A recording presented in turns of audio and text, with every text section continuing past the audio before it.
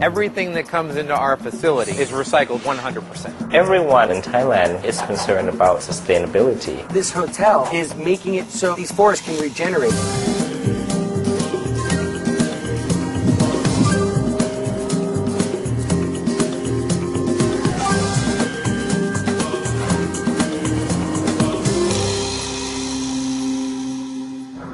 Welcome to Save My Planet. I'm Stephen Brooks. Being green often comes down to the choices we make, but it also has to do with the opportunities that we have. For some people, living green just isn't an option.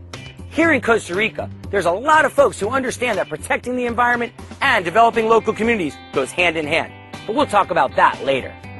First, have you ever stopped to think about all the electronic waste we generate? From cell phones to computers, it can really pile up. And some of those pieces are full of nasty toxins you don't want to put in the landfill. But that e-waste isn't junk. There are plenty of recyclable parts in our old electronics. It's just a matter of getting them into the right pipeline.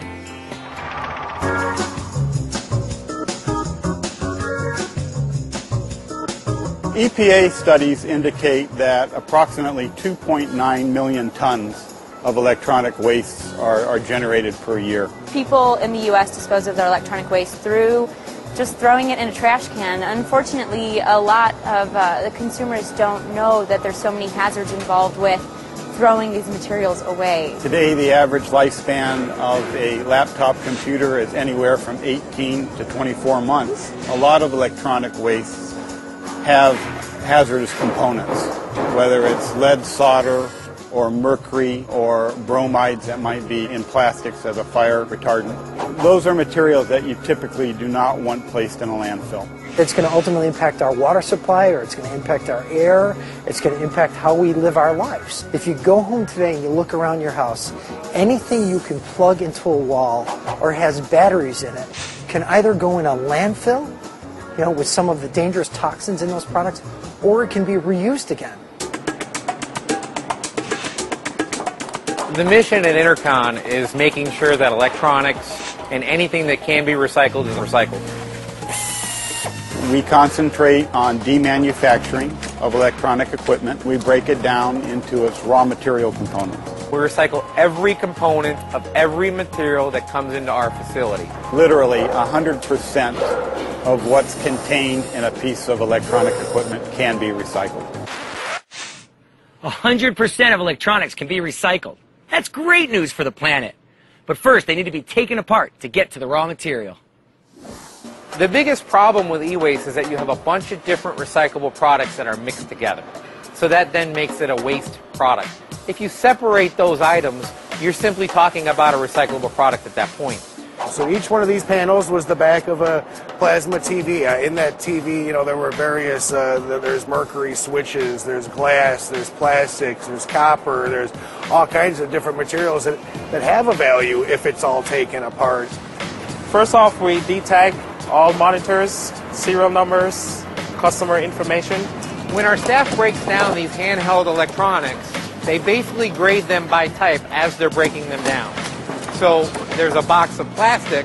If we go over another box, this is a precious metal bearing product, and this would actually be a printed circuit board that contains a certain amount of precious metal bearing products, like gold or silver, that we're going to reclaim and recycle.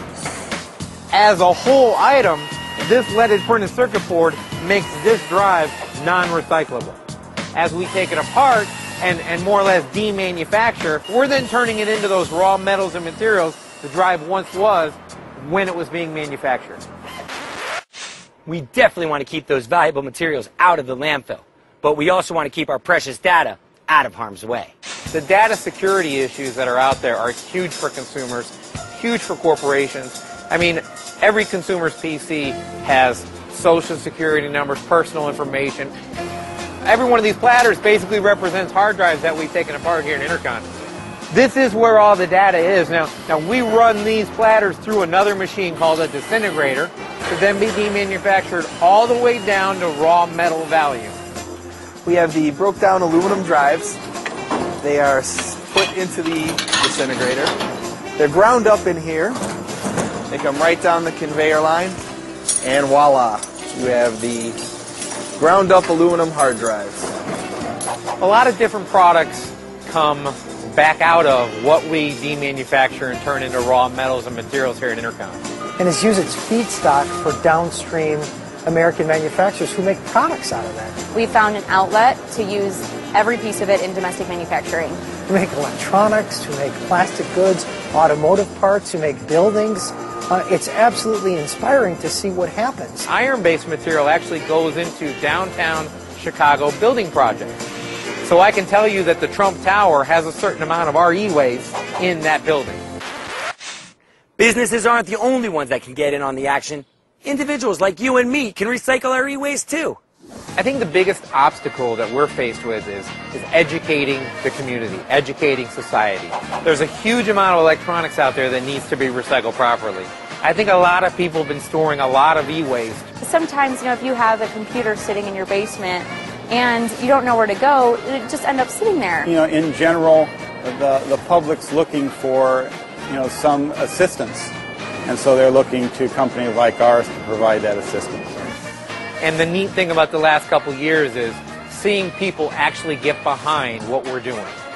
And now all of a sudden, the tree hugger that I used to be is now the cool guy that's trying to save the environment. My biggest concern is as a father, as someone who's involved in the community, is to make sure that our groundwater is safe, that our environment isn't being poisoned, that there aren't toxins in the air. That's kind of the cool thing about it all is, when you look at it as something that's to be broken down and completely reclaimed, it's cool. It's totally cool and so easy to do. When we come back, we'll travel to Thailand and meet a man who's converting old shipping containers into sleek new homes. Talk about repurposing.